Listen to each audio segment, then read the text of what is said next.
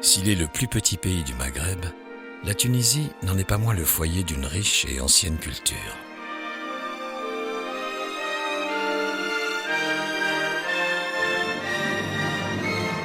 Dans la Tunisie d'aujourd'hui, il est des permanences, des éléments immuables, qui sont le socle de l'identité du pays.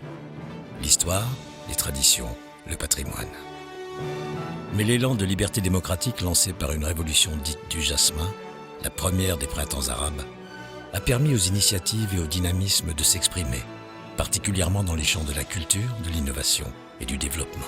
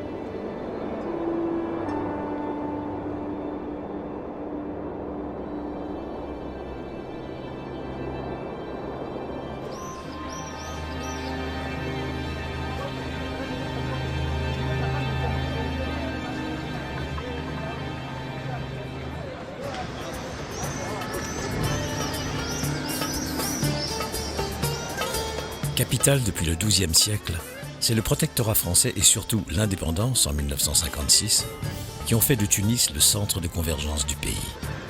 Contrastée, la métropole peuplée de quelques 2,5 millions d'habitants est le théâtre d'une effervescence et d'un savoir-vivre tout méditerranéen.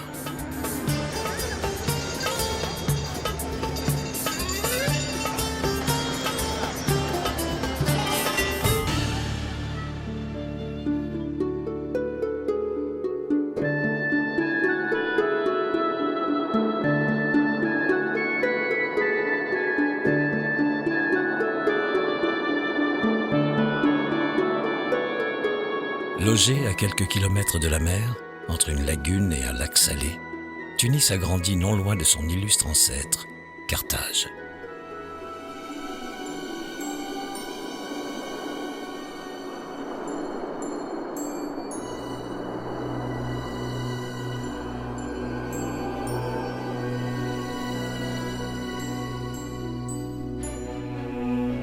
Les ruines des thermes d'Antonin, construites au IIe siècle de notre ère, constituent un terrain propice aux errances romantiques et ont participé à la construction du mythe de Carthage.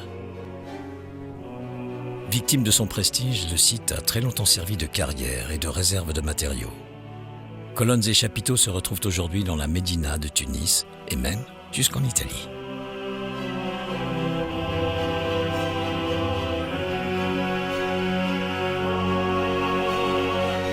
Centre d'un empire maritime, la ville avait eu l'audace de défier Rome. Elle fut complètement rasée après sa défaite, ce qui marqua la fin des guerres puniques en 146 avant Jésus-Christ. Les Romains construisirent par-dessus la ville latine, encore visible aujourd'hui.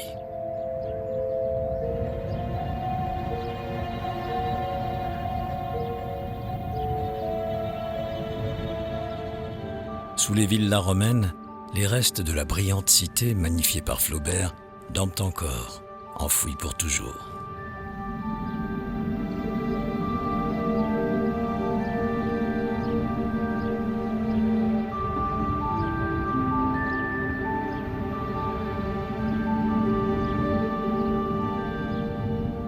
Une grande partie des trésors de Carthage est aujourd'hui exposée au musée du Bardo.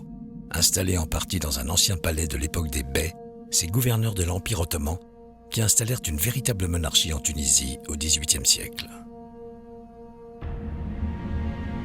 Au sol, sur les murs, les incroyables et gigantesques mosaïques offrent un témoignage de la vie sous l'Empire romain.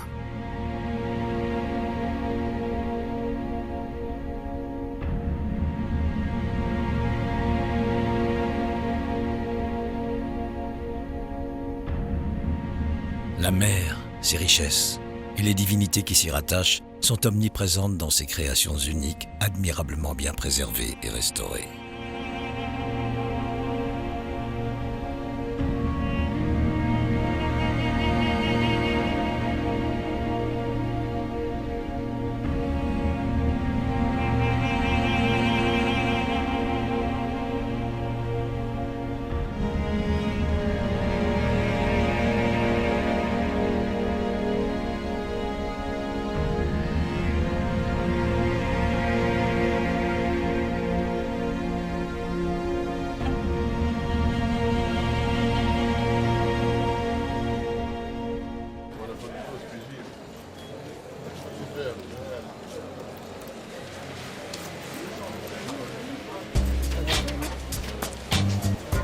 centre de Tunis, la Médina, la vieille ville, véritable livre d'histoire et d'architecture à ciel ouvert, est un théâtre permanent.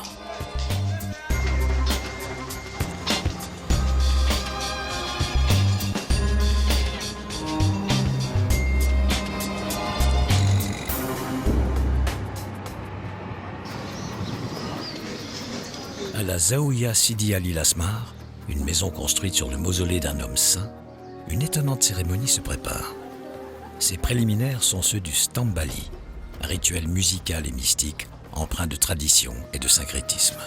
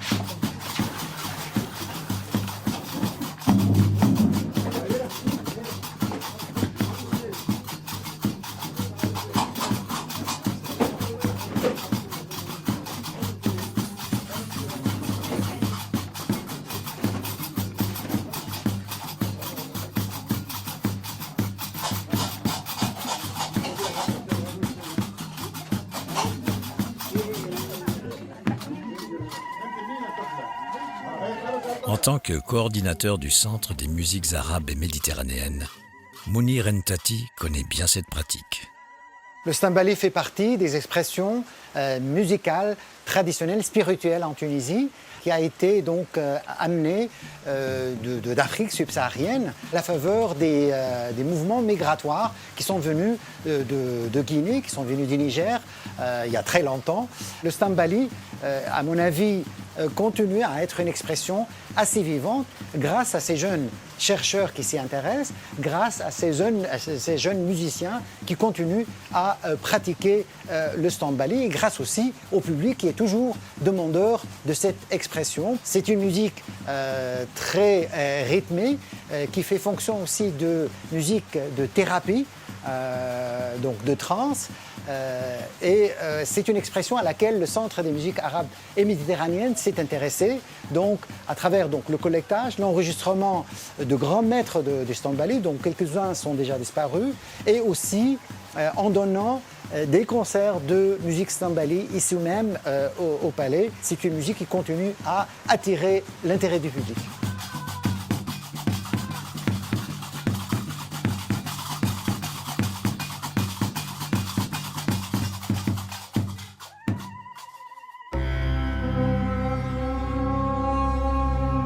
C'est sur le flanc des collines du petit village de Sidi Bou Saïd que le baron d'Erlanger, un orientaliste et musicologue du début du XXe siècle, fit construire son palais. Aujourd'hui, il abrite le Centre des musiques arabes et méditerranéennes. La Phonothèque nationale est une des pièces maîtresses du projet du Centre des musiques arabes et méditerranéennes. C'est une phonothèque généraliste, donc destinée essentiellement aux chercheurs, et elle a pour mission d'aider à conserver la mémoire musicale tunisienne tout d'abord, arabe ensuite et méditerranéenne. Nous faisons aussi un travail de collecte des principaux événements musicaux en Tunisie, parce que la phonothèque fonctionne comme la mémoire de demain en matière de musique.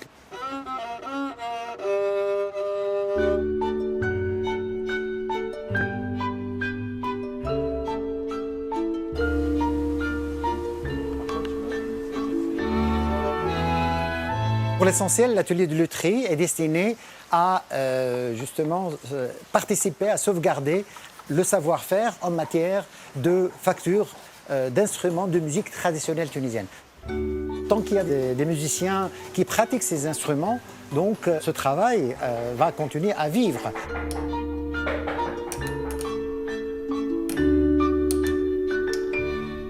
depuis maintenant quelques mois, nous sommes concentrés sur la restauration des meubles en bois nacré.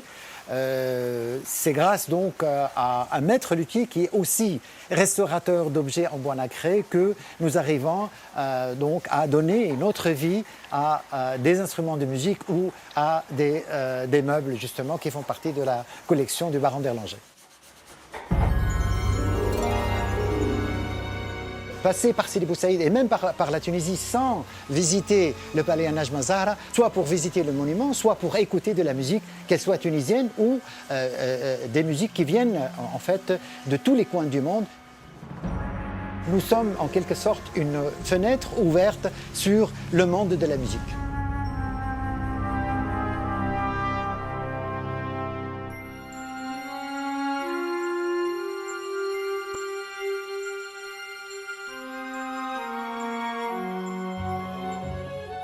La mer et Carthage sont toujours dans les Tunisiens, même pour les projets les plus futuristes. Dans les nouveaux quartiers de la ville, Anis Awini et Hassine Labayed développent au sein de leur start-up une technologie particulièrement innovante. Breveté auprès des instances internationales, le procédé novateur mis au point par Safon Energy a été récompensé par une dizaine de prix d'innovation à travers le monde. La Safonienne, cette nouvelle machine de conversion d'énergie éolienne, a été baptisée en hommage à notre héritage carthaginois en fait. Ça vient d'un ancien nom qui veut dire vent et courant maritime. En fait, la zéropale ou la safonienne, c'est une nouvelle technique de conversion d'énergie éolienne. C'est une technique qui est différente des solutions classiques utilisées actuellement. Toutes ces machines-là utilisent en fait les pales. La safonienne, c'est une zéropale. C'est un peu choquant dans le domaine éolien de dire une zéropale parce qu'il y a une question évidente. Alors, comment elle tourne? Non, la safonienne, elle est dépourvue de pales, mais elle est aussi dépourvue de mouvements de rotation et de mouvements de translation. Elle a une autre cinématique, un nouveau mouvement qui s'inspire en fait de la nature. C'est un mouvement qui ressemble à ce que fait la queue de poisson pour pouvoir se déplacer, pour que le poisson puisse nager. C'est le mouvement des ailes d'oiseau. C'est un mouvement tridimensionnel nodal, un grand 8. Avec ce mouvement original, la safonienne est capable d'absorber 2 fois plus d'énergie cinétique du vent qu'une éolienne classique, quasiment sans aucune perte, et se révéler ainsi bien plus productive. L'ennemi fatal, en fait, pour l'innovation, l'ennemi fatal, c'est en fait l'imaginaire populaire. Toute invention, toute innovation qu'on dit entre guillemets de rupture, enregistre naturellement du scepticisme, et ce qui est normal et ce qui est évident. C'est la partie gestion, c'est la partie vision, stratégie et tout. Moi, je m'en charge de la partie technique, de la partie innovation. C'est ça le secret et la formule magique en fait de Safon. Aujourd'hui, est-ce qu'on peut dire, on souffre un peu en Tunisie parce qu'on n'a pas enregistré durant les 5 derniers siècles peut-être des sauts technologiques qui sortent de cette terre. Je voulais surtout inspirer les jeunes Tunisiens à leur démontrer un précédent, voilà un exemple. Maintenant, comment aller petit à petit vers le développement et vers le marché pour que vraiment que ça fasse une aventure complète de A jusqu'à Z. C'est une chance, c'est peut-être un rêve, c'est peut-être un challenge, mais on essaie de pousser et on y arrivera peut-être un jour. En phase finale de développement et de pré-industrialisation, les deux compères ne révèlent pas encore tous les secrets qui font de la safonienne l'avenir de la production d'électricité. Une fois le système totalement abouti, il pourrait bien révolutionner le domaine des énergies renouvelables. De l'autre côté de la ville, bien loin de la mer, une autre culture a aussi son importance. Dans un quartier populaire de la grande banlieue de la ville, Chouaïb Brick fait partie du collectif Art Solutions et participe à un atelier de formation au breakdance. L'association, directement issue de la Révolution, œuvre au développement et à la promotion du hip-hop à travers de nombreux événements. Depuis 2010, on a pris l'initiative d'organiser des événements, des festivals avec bien sûr de la formation. Et ce qu'on fait exactement, c'est à chaque fois on ramène ceux qui ont un niveau avancé. Donc on part à Sousse où il y a beaucoup de danseurs, on part sur Tunis, sur Sfax, sur plus ou moins les grandes villes. Après, les danseurs qui sont là, qui ont suivi une formation professionnelle, c'est à eux de faire le suivi avec les danseurs de la région et de faire des cours d'initiation. Représentatif d'une jeunesse qui a su saisir sa chance dans le souffle de la Révolution, le collectif, en plus des ateliers de formation, met en place des spectacles et festivals d'envergure internationale et entend bien faire de la Tunisie le lieu de convergence du hip-hop dans le monde arabe. Ça prend les jeunes, tu vois, et les gens ils sont toujours dans la rue, ou bien dans le café, ou bien ça les occupe. C'est une activité où ça a une très grande relation avec le sport et ça les motive, et ça commence à être une discipline professionnelle en Tunisie. Comme ici en Tunisis, il y a Art Solutions et c'est plus ou moins plus structuré qu'en Algérie et au Maroc, ça commence à être le centre du break en Nord-Afrique. Donc l'idée c'est vraiment d'installer un très grand festival ici en Tunisie où vraiment les danseurs nord-africains, peut-être Middle East bientôt, pouvaient rencontrer des danseurs étrangers ici en Tunisie et faire la compétition. Et passer de la vie virtuelle YouTube à la vie réelle. Cette imprégnation dans le monde réel se traduit notamment par les performances intitulées « Je danserai malgré tout », au cours desquelles les danseurs se réapproprient l'espace public. L'idée derrière, c'est vraiment d'aller dans des espaces publics et tester la réaction des gens en intégrant des danseuses, des danseurs, de la musique traditionnelle et tout ça. Et on a été surpris, c'était pas prévu. Les gens, ils étaient là, ils étaient contents, ils attendaient des trucs comme ça, tu vois. Donc eux-mêmes, ils attendaient de voir que la Tunisie, elle est vivante, tu vois.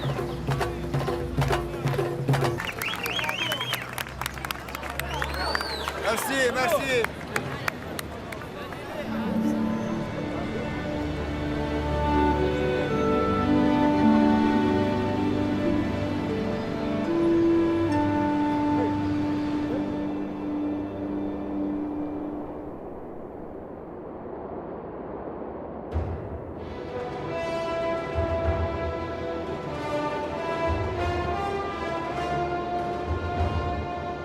Au nord du pays, le site archéologique d'Utik.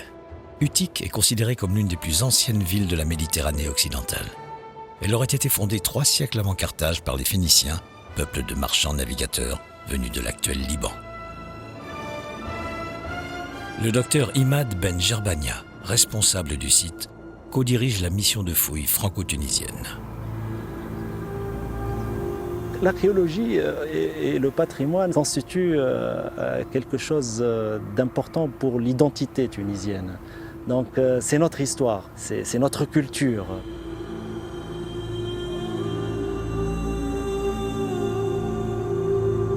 La Tunisie est entrée dans l'histoire à travers la fondation d'Utik en 1101 avant Jésus-Christ. Donc on a cet héritage très important. Carthage a été détruite en 146. À l'époque, Utik est devenue l'allié des Romains en fait. C'est pourquoi qu'elle n'a pas été détruite, mais au contraire, elle est devenue la première capitale de l'Afrique romaine. À Utik, il y avait une continuité, il n'y avait pas cette rupture que nous avons à Carthage. On a de la chance d'ailleurs d'avoir des niveaux qui remontent au 2e siècle avant Jésus-Christ, qui remontent au 1er siècle avant Jésus-Christ, cette période que nous connaissons très peu dans d'autres sites tunisiens.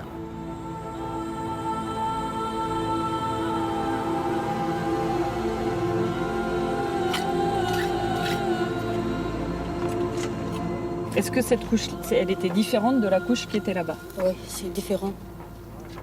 D'accord, c'est la même couche rouge qui est là? Ouais, voilà. Et là, elle est moins fragmentée. Et cette coopération internationale, elle est essentielle parce que le patrimoine tunisien est avant tout aussi un patrimoine international. C'est le patrimoine de l'humanité. C'est très intéressant d'avoir des chantiers de coopération en Tunisie. Ça va contribuer à créer de nouvelles relations entre des étudiants, entre 2 doctorants français et tunisiens en vue de continuer cette coopération dans le futur. L'objectif, c'est de chercher les niveaux phéniciens, les niveaux qui correspondent à l'installation phénicienne à Utik, mais aussi à mieux comprendre son évolution. Et à vrai dire, l'archéologie, c'était une nouvelle discipline en Tunisie qui a commencé essentiellement dans les années 60 après l'indépendance. Et l'université tunisienne et les autorités tunisiennes ont insisté sur le fait qu'il y ait une nouvelle génération qui s'intéresse au patrimoine archéologique afin de l'entretenir et de l'étudier et de le connaître et de le présenter.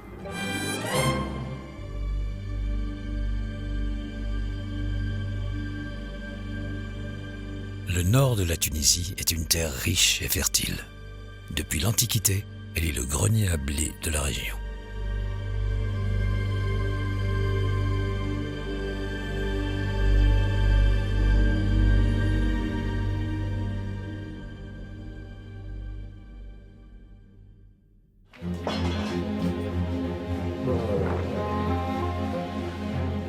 La petite ville de Grombalia se trouve au centre de la région du Cap Bon. Cette péninsule, qui ferme le golfe de Tunis, est réputée dans tout le pays pour ses vignes et arbres fruitiers. Au cœur des plantations de citrons, oranges ou autres mandarines, le professeur Chérif Mohamed dirige le centre technique des agrumes. Ici, les scientifiques travaillent à l'amélioration et à l'optimisation des cultures. Là, nous partons de pousses. Là, c'est des pousses provenant des pieds d'origine qui se trouvent dans les vergers à assainir. Entreprise biologique originale, en accord avec l'environnement, c'est au sein de l'insectarium que les chercheurs élèvent des insectes prédateurs pour lutter contre les parasites. Le but est de ne plus utiliser aucun produit chimique dans l'agriculture. Le but de l'insectarium, c'est d'essayer de limiter au moins, sinon éliminer, l'usage des produits chimiques qui sont néfastes pour l'environnement, le consommateur et qui auront des effets indésirables.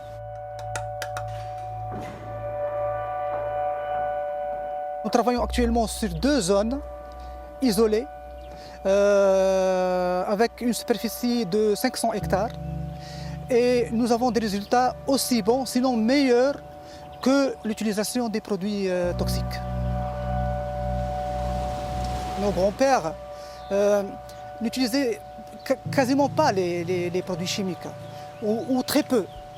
Actuellement, on passe à l'époque 1-2 traitements par année, on passe à une vingtaine de traitements. Et ça, c'est à cause de la résistance des insectes nuisibles et à cause de l'élimination des insectes utiles par les produits chimiques. Après un certain temps, en éliminant les pesticides, on aura un équilibre naturel, là où les ennemis naturels eux-mêmes vont se développer de eux-mêmes. Et de cette façon-là, on n'aura plus même besoin d'intervenir. Et ça, c'est l'idéal. Je suis très fier parce qu'au début, j'ai travaillé en tant qu'enseignant-chercheur. J'ai travaillé sur la lutte biologique. Et c'était un travail de publication purement scientifique qui n'arrivait pas aux producteurs. Par contre, maintenant, on est à cheval entre le théorique, entre le laboratoire et entre le producteur et la pratique. Et on voit les choses donc évoluer devant nous et ça fait plaisir.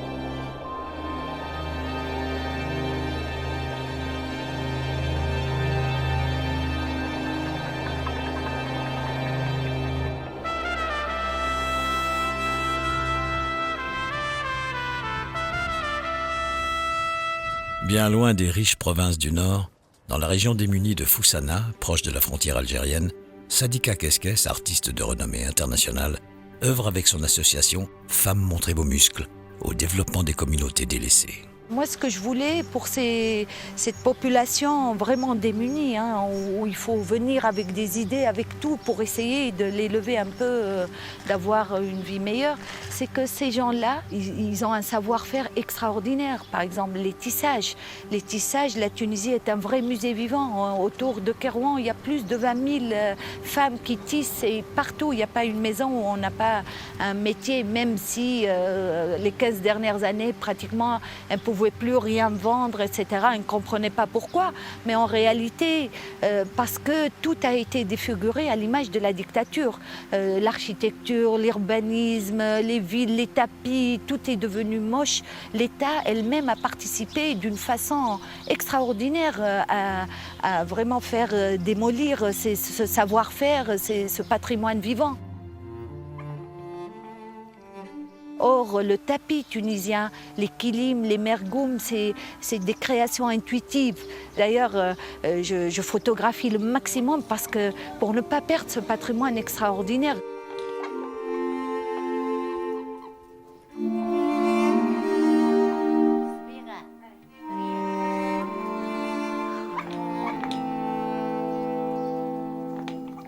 Pourquoi les tapis étaient jolis? Pourquoi il n'y avait pas de maquette? Pourquoi? Parce qu'ils avaient un mode de vie. Elles tissaient en chantant. Elles avaient les enfants qui jouaient autour, les odeurs du couscous, tout ça, c'est tout un cadre. C'est la vie.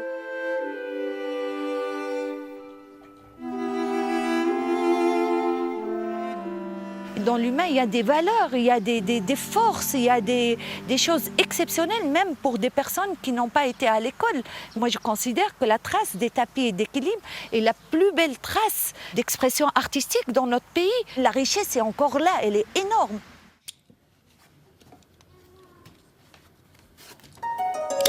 L'association aide ces femmes à s'organiser pour vivre de leur production. L'association, au fait, elle se positionne presque comme client par rapport à eux, parce que leurs besoins, vraiment aujourd'hui et actuels et vraiment urgents, c'est de gagner de l'argent. Donc nous, qu'est-ce qu'on fait? Puisqu'on est client, donc on exige une qualité. Donc on leur montre comment on essaie d'arriver à un produit vendable. On a organisé des expos aussi bien dans mon centre qu'à Foussana. Même les Tunisiens dans les villes ne connaissent pas ces endroits, ils ne viennent pas. Encore aujourd'hui, ils ont une forme de peur, je ne comprends pas pourquoi, qui est un peu égale à la peur qu'ont les touristes pour venir en Tunisie, et aussi je ne comprends pas pourquoi. Les objets fabriqués ici trouveront leur place dans le centre d'art de Sadika à Tunis et poursuivront leur voyage dans les boutiques et hôtels du monde entier. Pour faire bouger la société tunisienne, il faut absolument qu'on passe par les métiers et par la culture. Donc deux choses obligatoires, sinon les mentalités ne peuvent pas bouger. Et puis c'est un moyen d'aller dans chaque maison. C'est-à-dire on est à côté des gens vraiment.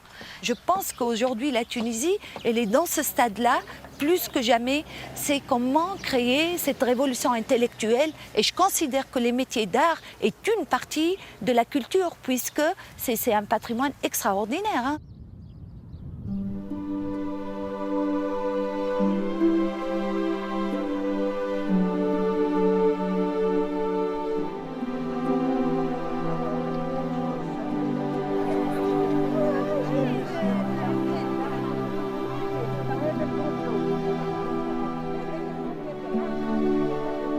Dans des villages où les habitants n'ont même pas accès à l'eau potable, l'association, en offrant un peu de laine à tisser, apporte aux populations du réconfort et la possibilité de vivre décemment du fruit de leur travail.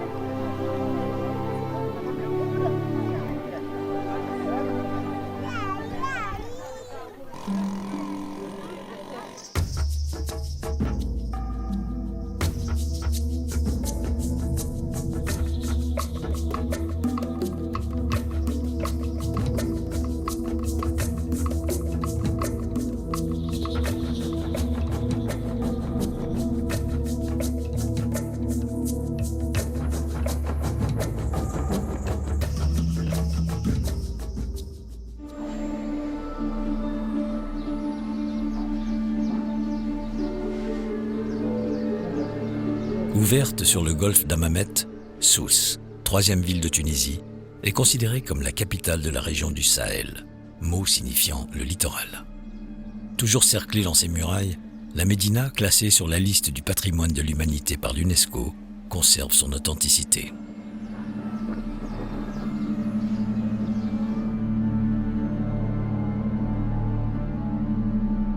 Depuis la Kasbah, ancienne forteresse dominant la ville, qui abrite aujourd'hui le musée d'archéologie, la vieille ville descend jusqu'à la mer.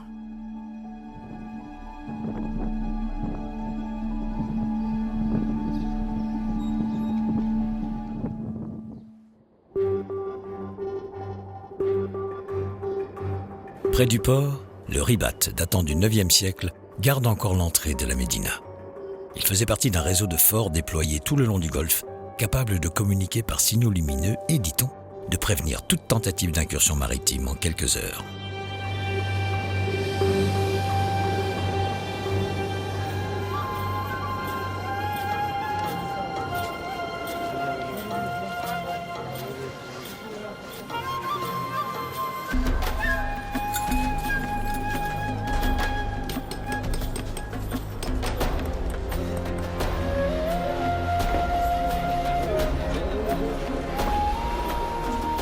La Médina est un enchevêtrement d'architecture et d'époque dans lequel lieux de travail, lieux de vie, lieux de jeu, espaces privés et collectifs s'entremêlent.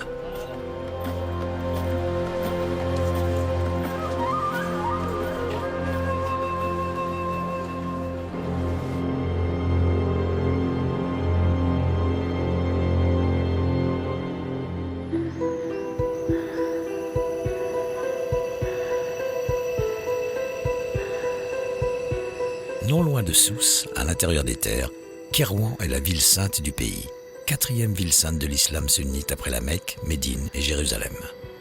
Elle est la plus ancienne cité de l'Occident musulman, fondée en 670 de notre ère.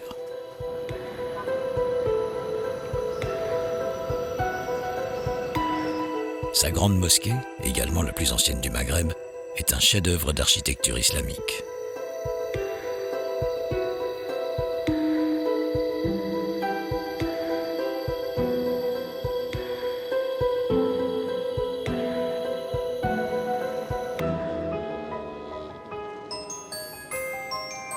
Kairouan et ses innombrables mausolées, classés au patrimoine de l'UNESCO, est une ville traditionnelle et vit paisiblement au rythme de la chaleur et des marchés.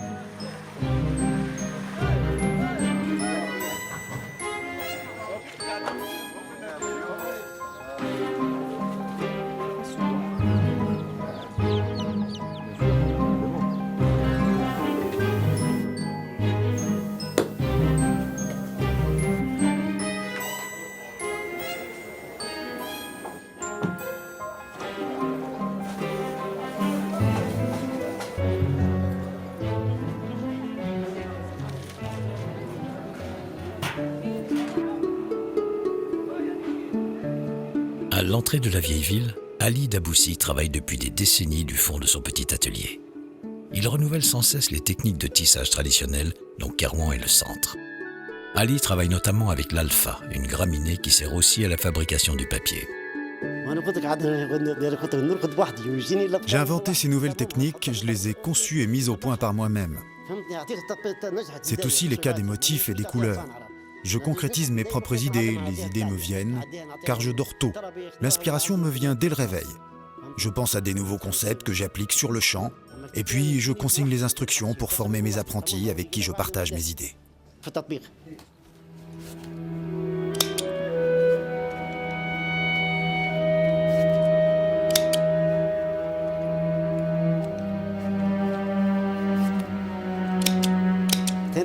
Mes créations se retrouvent un peu partout. J'en ai même vu dans des décors de séries télévisées, même dans des feuilletons turcs ou mexicains. J'ai vu mes tabourets dans les feuilletons syriens. Je les reconnais, ce sont mes modèles, pas ceux des autres. Bien sûr, tout homme souhaite élever le drapeau de sa patrie et le voir flotter tout en haut, partout dans le monde. J'aime l'emblème de mon pays, plus encore que la fortune. D'ailleurs, quand je suis parti à Francfort, j'ai été surpris de voir qu'ils n'avaient pas mis le drapeau tunisien parmi les autres à l'entrée de l'exposition. Et pourquoi? Au lieu de cela, ils ont mis celui de Tunisiana, l'opérateur mobile et sponsor. C'est une honte. Faut être fier du drapeau et l'afficher partout. Mes idées me viennent de Dieu. Je suis passionné par mon métier, j'aime ce que je fais, j'aime mon travail et j'aime lui donner vie dans ses fils.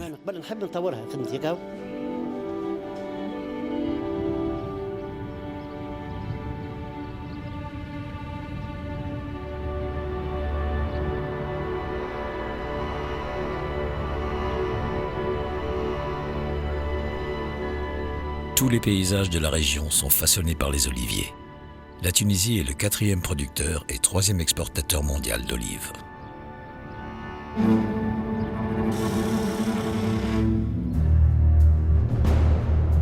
Ces galeries et tunnels obscurs datent du IIIe siècle de notre ère. Ils parcourent le sous-sol du plus grand amphithéâtre d'Afrique du Nord et l'un des plus grands du monde romain.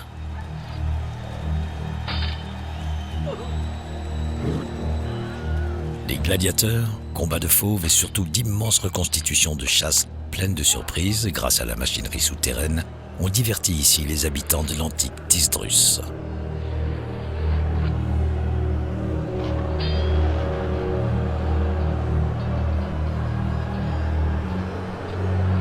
L'amphithéâtre d'El-Djem n'a rien à envier au Colisée de Rome.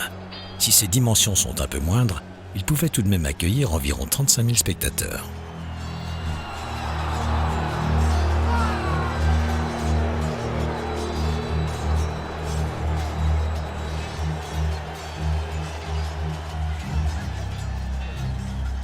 Sa conception tardive a permis de perfectionner son architecture avec un complexe réseau d'escaliers, d'arches et de galeries.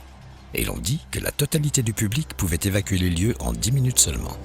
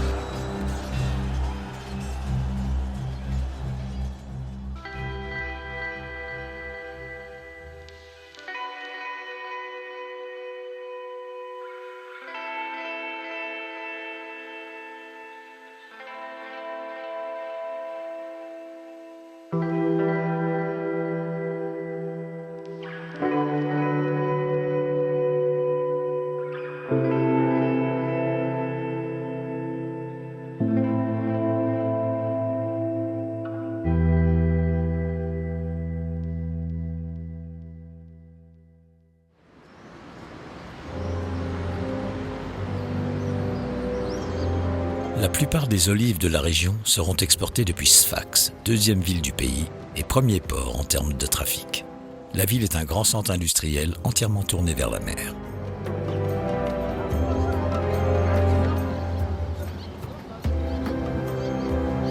Des énormes chalutiers aux petites embarcations, le port de Sfax produit 25 000 tonnes de poissons par an.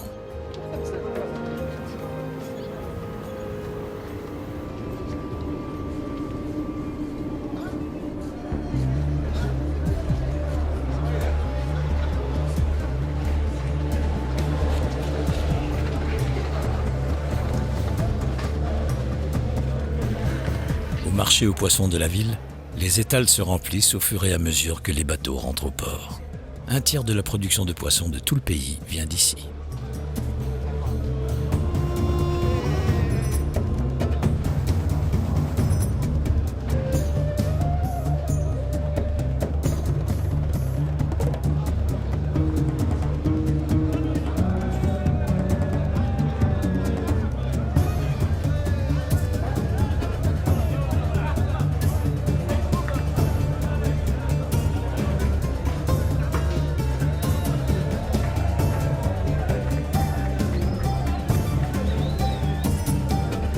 Le rendez-vous quasi quotidien du marché est immanquable pour une bonne partie de la population.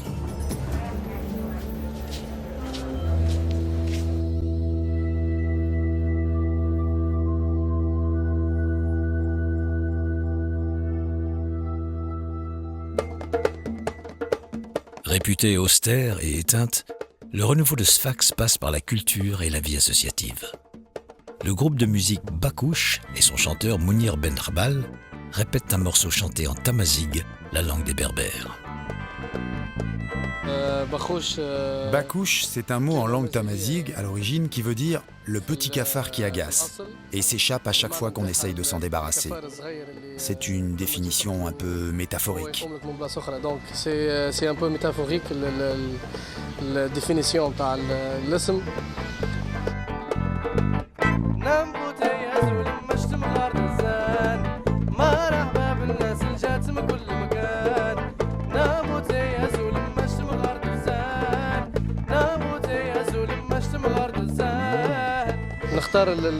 Généralement, je choisis la langue en fonction du sujet que je traite. Par exemple, lorsqu'on aborde le thème de la guerre, surtout en Irak ou en Afghanistan, je parle en anglais pour que le message ait vraiment un écho international. L'anglais parce que c'est comme si le message a vraiment envoyé. Lorsque je parle en arabe, c'est pour m'adresser aux Tunisiens, puisque je traite de leurs problèmes. Et lorsque je parle de tamazight, c'est pour nous, les Amazighs. C'est mon devoir de développer la langue tamazight.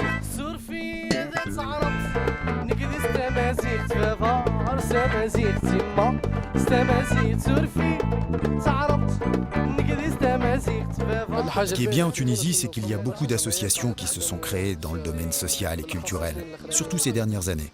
Alors beaucoup de jeunes ont commencé à présenter leurs créations par le biais de ces associations et ont installé un environnement favorable pour des représentations, des échanges. Il y a même une bonne concurrence qui s'est créée entre ces groupes. C'est effectivement un aperçu des avantages qu'on est en train d'acquérir en Tunisie. Mais l'un des principaux inconvénients qui demeure encore reste le manque de moyens que connaît l'artiste tunisien. Personnellement, je vis au jour le jour, j'apprends sur le tas, j'aime bien que chaque chose vienne en son temps. Et Inch'Allah, j'espère que le groupe Bakouche aura de beaux jours devant lui, ainsi que tous les autres groupes qui font aussi de la bonne musique. Et Inch'Allah, je souhaite que l'on trouve notre place dans notre pays. Inch'Allah, نلقاو رواحنا في البلاد هذه.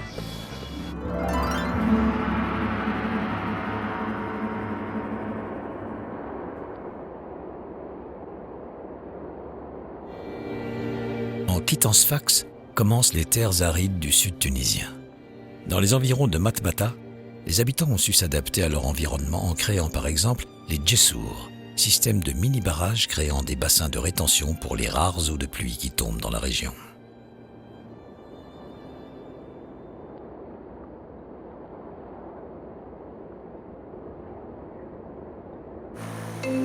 Aux portes du Sahara, 12, accolé à sa palmeraie, est la terre d'adoption de Luciano Longo. Cet Italien volant fait découvrir aux touristes les dunes de sable vues du ciel. Je suis tombé amoureux il y a 30 ans, du Sahara, de l'ambiance, du climat. Et après, je suis tombé amoureux aussi de la Tunisie de l'époque. J'ai dit, il faut que je m'organise pour venir à la retraite ici, pour faire quelque chose ici, pour venir jouer au Sahara. Attention à l'hélice.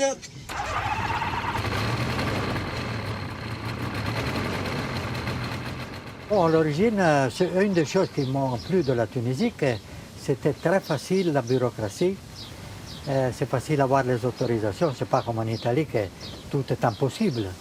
Ici, tout est possible.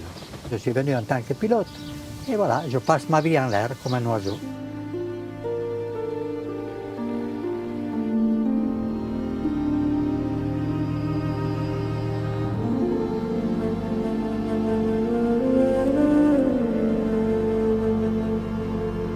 Je suis arrivé pour découvrir le Sahara. Je savais, avec un plan topographique, je ne savais pas exactement où aller.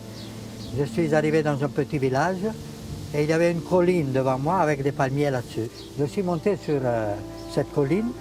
Une fois que j'arrive là-dessus, il s'est ouvert le Sahara devant moi, mais un très beau Sahara, avec les ruines de la ville morte. Donc là, vraiment, le coup de, comme on dit, le coup de foudre, je l'ai découvert. Je me suis assis sur la dune, à côté avec le dos sur le palmier. Je suis resté là-bas 2 heures à admirer le paysage. Et c'est là que j'ai découvert, je me dis, mais je suis devenu fou. Il y a une demi-journée que je suis assis là-bas comme un imbécile. Et bien, c'est là que j'ai découvert que j'étais amoureux du Sahara.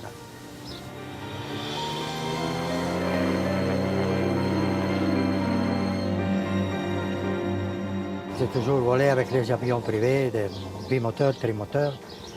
Je suis commandant de bord, pilote professionnel. Maintenant, je vole avec les bicyclettes à moteur.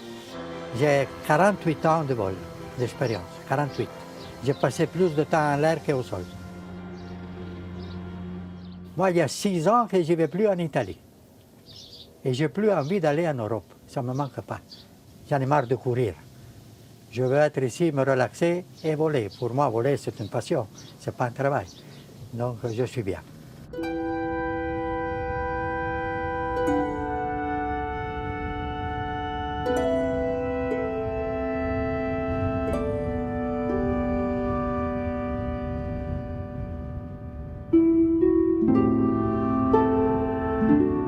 Le Tchott El Djerid est un immense lac salé d'où l'eau est absente la quasi-totalité de l'année.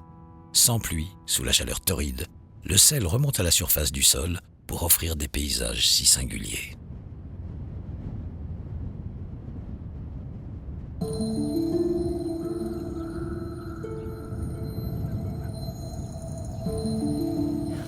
De l'autre côté du Tchott, séparée de ce dernier par une immense palmeraie, la ville de Tozeur offre aux voyageurs une architecture très originale, faite de briques d'argile agencées en motifs variés. Rida Rekik est architecte et travaille depuis longtemps sur les particularités de Tozeur. La création de la ville de Tozeur remonte au XIVe siècle et depuis la création de la ville, on construit les murs avec des briques locales à base d'argile locale.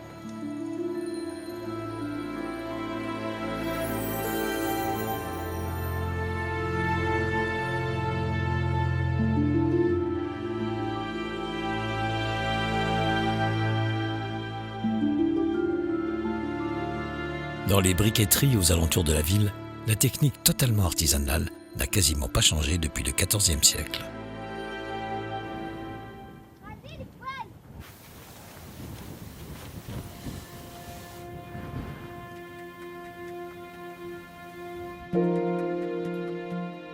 Sous une chaleur écrasante, les briques sont moulées à la main puis séchées au soleil. Recouvertes de cendres pour éviter les fissures, elles sont ensuite cuites dans d'immenses fours alimentés par du bois de palmier.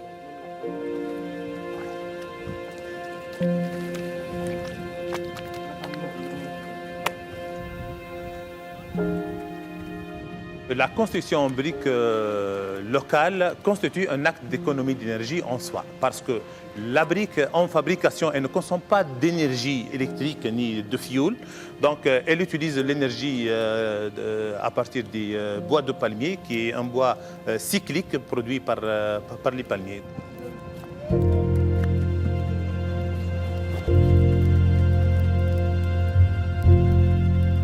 La fabrication des briques donc, continue à être dans le même système archaïque et antique. Donc on produit la même brique qui était produite il y a 200 ans, de la même manière, avec les mêmes composantes. Mais aussi, nous avons apporté donc, des innovations au niveau de la forme. Donc il y a des formes qui sont libérées, des formes arrondies, des formes qui ont plus de relief, des dessins qui sont un peu osés. Et les artisans, là, ils sont prêts à nous modeler les formes qu'on veut.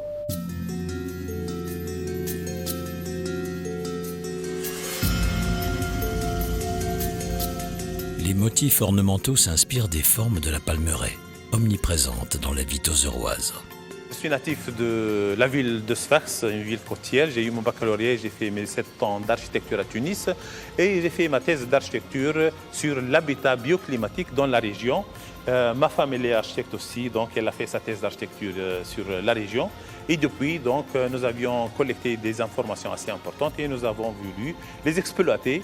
Et nous avons fait de belles expériences où on a encore mis en valeur le patrimoine architectural local.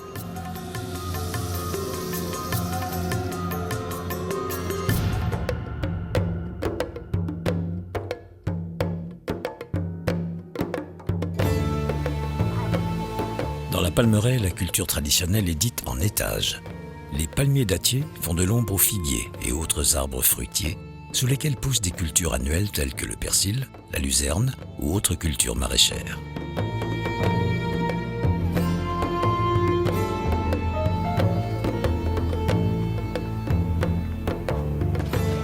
La mise en eau se fait par inondation successive des bassins dans un savant jeu de digues, rigoles et canaux.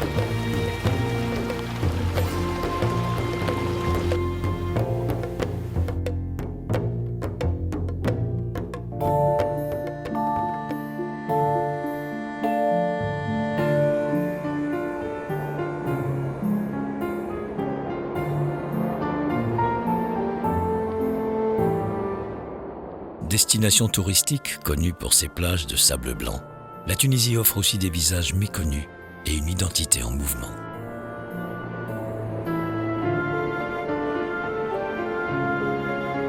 Dans un contexte où la Constitution, la politique et les institutions prennent le temps, certainement trop long, de la reconstruction, et malgré une situation sociale et économique toujours difficile, ce sont les jeunes, les femmes et de nombreux autres acteurs de la société civile qui ont su saisir avec enthousiasme l'opportunité du renouveau.